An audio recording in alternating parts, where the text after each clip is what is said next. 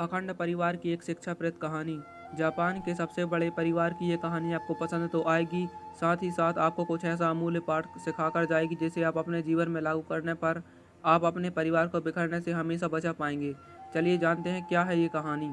Japan में एक सबसे बड़ा परिवार जिसके सदस्यों की संख्या 1000 के आसपास थी, अपनी एकता और अखंडता के लिए जाना जाता था।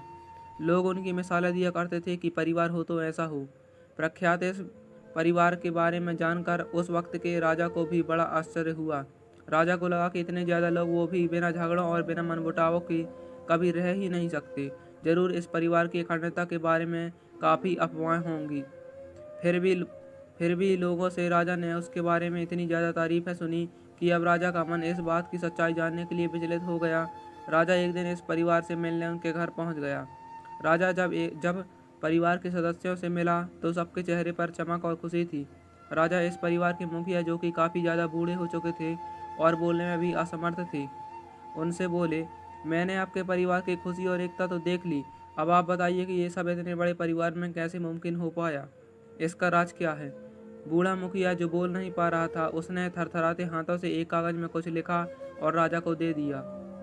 राजा ने जब उस कागज़ को पढ़ा तब उसमें सिर्फ एक ही शब्द लिखा हुआ था, सहनशीलता।